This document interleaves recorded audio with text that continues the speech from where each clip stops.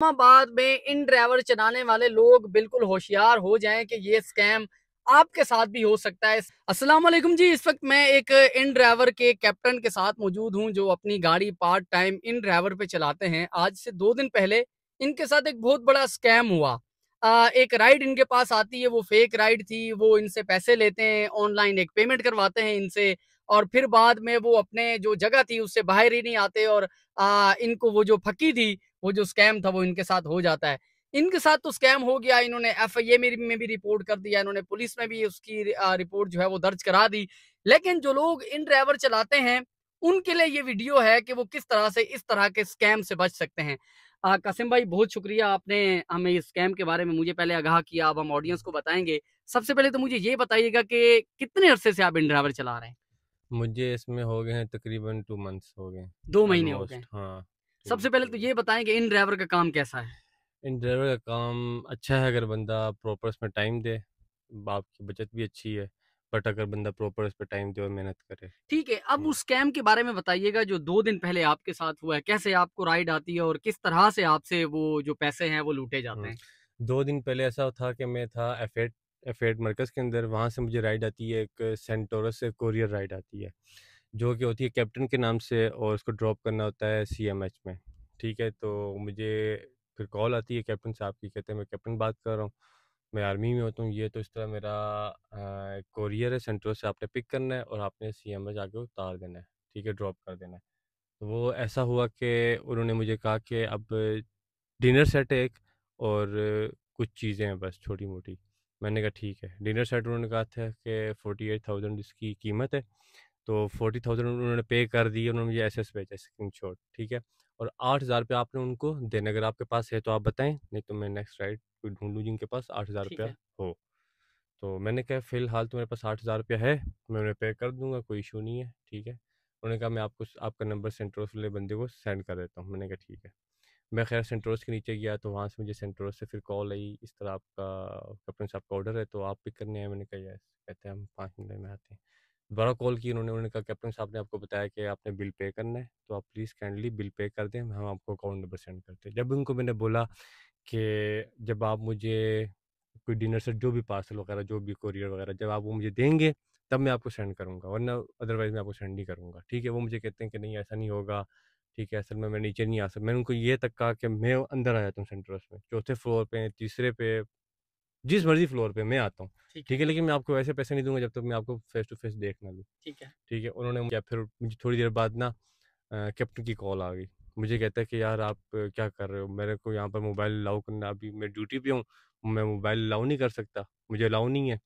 तो मैं आपको बार-बार मैसेज कर रहा हूँ, आप तंग कर रहे हैं, मैं आपको कह रहा हूँ कि आप पे कर दें, ठीक है? आप 2-3 हज़ार रुपए मेरे से ऊपर ले लेना, ठीक है? आपको पैसे मिल आपको यहाँ जाएँगे। पे उसने लालच देने की कोशिश की है कि आप 2-3 हज़ार हुँ, मेरे से ऊपर ले लेना, हुँ, तो मैं इस वक़्त पेमेंट नहीं कर सकता, आप वहाँ पे पेमेंट कर दें। हुँ। कहता है कि फिर मुझे कहता है कि आप पेमेंट कर दें उन्हें, ठीक है? और अपना शनाख्ती कार्ड नंबर मुझे सेंड कर दें, मैं आपकी एंट्री करा देता हूँ, ठीक यहीं है। पर ही सीएमएच के अंदर, ठीक है? आपको एंट्री गेट से आने नहीं देंगे वरना। जब भी उसने ये बोला तो फिर थोड़ा-सा दिमाग से बात निकल गई मेरे। फिर मैंने जो नंबर उन्होंने सेंड किया था उस पे सेंड करने की कोशिश की, बट उस पे सेंड नहीं हुए। तो फिर उन्होंने कॉल की, फिर उन्होंने मुझे ऑनलाइन ही नंबर बताया एक, ठीक है, जेएस बैंक का, ठीक है। ठीक है? उस पे मैंने फिर पैसे सेंड कर दिए उन्हें।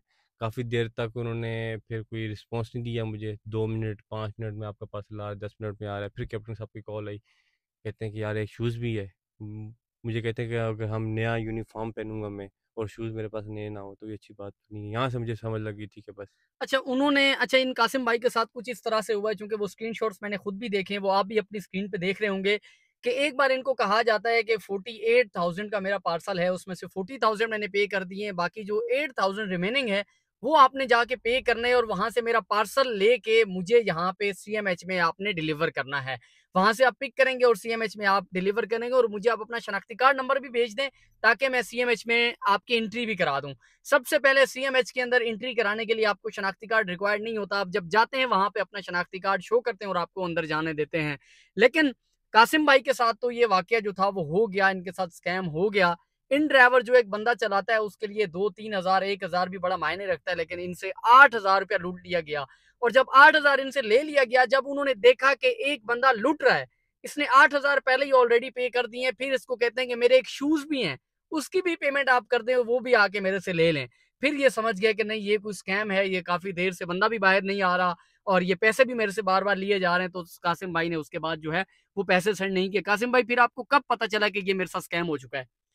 बस ये फिर जब उन्होंने कॉल नहीं उठाई तो मुझे पता लग गया उस स्कैम हो कैप्टन ने चुका भी है। कॉल नहीं उठाई? नहीं, किसी ने कॉल नहीं वो उठाई। जो दूसरा बंदा पार्सल आपको देने आ रहा था, हुँ, उसने भी कॉल नहीं उठाई? उसने भी कॉल नहीं उठाई। अच्छा, अभी आप कह रहे थे एफआईए में आप गए हैं, तो वहाँ आपको क्या वहाँ से क्या रिस्पॉन्स मिला है? एफआईए में मैं गया हूँ वहाँ पर ऑल मैंने रिपोर्ट लिखी है सारी, पहले उनको बताया, फिर रिपोर्ट लिखी, फिर उन्होंने मुझे 2-3 रिपोर्टें और दी। जब उन्होंने ठीक है। मेरा सुना ना और मेरी रिपोर्ट देखी, पढ़ी, तो उन्होंने 2-3 रिपोर्टें और दी। उन्होंने कहा ये चेक करो, ये रिपोर्टें भी हमारे पास है, ये कैसे मिलती-जुलती हैं कुछ।